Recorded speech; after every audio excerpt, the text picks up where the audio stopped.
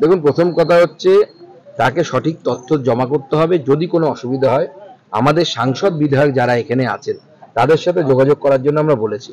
আপনারা যোগাযোগ করুন, আপনাদের সমস্যার সমাধান করার দায়িত্ব হচ্ছে আমার।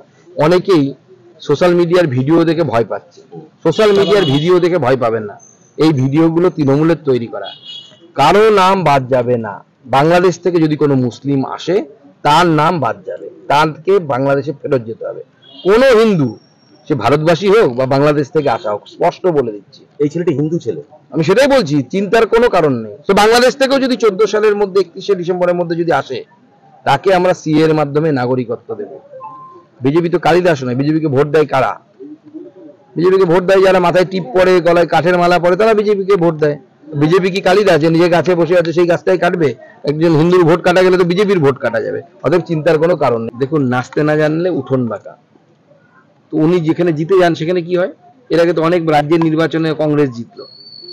যেখানে হেরে যাবেন সেখানে বলবেন যে আমি মেশিন কেউ উৎখাত মেশিন কেউ নিয়ে নিয়েছে, কেউ মেশিনে কারচুপি করেছে, ইভিএম এ কারচুপি, কোথাও ভোট হয়েছে, এই অভিযোগ দিয়ে কি? এবং কোনো সময় ভোটের সময় করে না, করে হচ্ছে ভোট পার হয়ে যাওয়ার পর।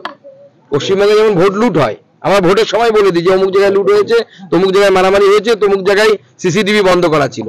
কংগ্রেস কোনোদিন শুনেছেন যে ভোট হয়েছে এই সময় অভিযোগ করেছে? কোনো তো অভিযোগ করে না। ভোট পার হয়ে যখন রেজাল্ট চলে আসে তখন কংগ্রেস কি অভিযোগ করে? যে মোদি মেশিন হ্যাক করে নিয়েছে। মোদি মেশিন হ্যাক করে না, বিজেপি ইভিএম হ্যাক করে না, মানুষের মন হ্যাক করে। মন গোটা ভারতবর্ষের মানুষ মোদিজিকে তৃতীয়বারের জন্য প্রধানমন্ত্রী বানিয়েছেন, আগামীবারেও বানাবে। সব পুরনো নোটিশ, প্রত্যেকটাই অনেক আগের। এগুলোকে এখন ভোটের আগে তোলা হচ্ছে। যেমন কুচবিহারে যে ব্যক্তির নাম নিয়ে সব থেকে বেশি বিতর্ক করা হচ্ছে, তিনি এই নোটিশ পেয়েছিলেন 6 মাস আগে। 6 মাস পুরনো একটা জিনিসকে এখন তুলে আনা মানে বোঝাই যাচ্ছে এটা ভোটের জন্য করা হচ্ছে। কারো কোনো চিন্তার কোনো কারণ নেই। যারা রাজবংশী সমাজ হোক, আদিবাসী সমাজ হোক, অন্যান্য সমাজ হোক, নবশূদ্র সমাজ হোক, এই সমাজের মানুষদের কোনো চিন্তার কারণ নেই। প্রত্যেকটি হিন্দু, সে যদি বাংলাদেশ থেকেও আসে 14 সালের 31শে ডিসেম্বর পর্যন্ত, তাকে আমরা সিএ এর মাধ্যমে নাগরিকত্ব দেব। কোনো হিন্দু সে বাংলাদেশ থেকে আসা হোক বা ভারতবর্ষের বাসিন্দা হোক, তার নাম এনআরসিতে থাকলে পরেও কোনো সমস্যা নেই। প্রত্যেকবার বাংলা হবে, প্রত্যেকবার এসআইআর হলে হয়। আপনি তো সিনিয়র মানুষ, নিশ্চয়ই 2003-এ এসআইআর হয়েছিল, আপনি নিশ্চয়ই দেখেছেন বা মনে আছে। আমার বরঞ্চ মনে নেই, কারণ রাজনীতির সাথে আমি যুক্ত ছিলাম না। তো 2002-03-এ এসআইআর হওয়াতে এই পশ্চিমবঙ্গে যখন সিপিএম ক্ষমতায়, তৃণমূল বিরোধী, 20 লক্ষের বেশি লোকের নাম বাদ গেছিল। তো মরে গেলে তার নাম তো বাদ যাবে। আপনি যান, আমি গ্যারান্টি দিচ্ছি, এই জেলার কোনো একটি মুসলিম বুথ খুঁজে বের করুন, যে কোনো একটি, আপনি এইভাবে হাত দিয়ে, আমি সেখানে গিয়ে দেখিয়ে দেবো যে প্রত্যেকটা বুথে মৃত ব্যক্তিদের কারো নাম বাদ যায়নি। কারণ ওখানে বিজেপি এজেন্ট দিতে পারে না। এখানে আমাদের এজেন্ট আছে, তারা বলে যে হ্যাঁ এখানে এই লোকটি মরে গেছে, এর নাম কেটে বাদ দিন। কিন্তু যেহেতু মুসলিম এলাকায় বিজেপি এজেন্ট দিতে পারে না, বিজেপির বুথ সভাপতি নেই, বিরোধী দল নেই, সেহেতু সেই বুথে কয়েকশো করে মুসলিম বুথগুলোতে মৃত ভোটার, শিফটেড মহারাষ্ট্রে চলে গেছে কাজ করতে, মহারাষ্ট্রে গিয়ে ভোটার কার্ড বানিয়ে নিয়েছে, তার নাম এখানেও আছে ওখানেও আছে।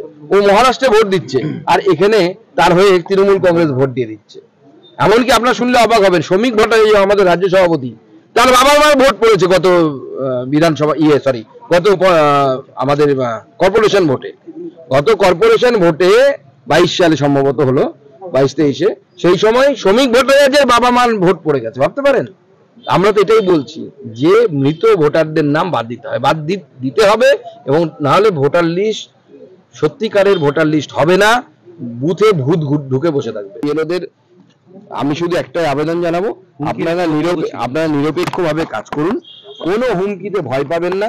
দিদির যে ভাই আপনাকে হুমকি দেবে, চমকাবে, ধমকাবে, তার ছবি তুলে সোশ্যাল মিডিয়ায় পোস্ট করবেন।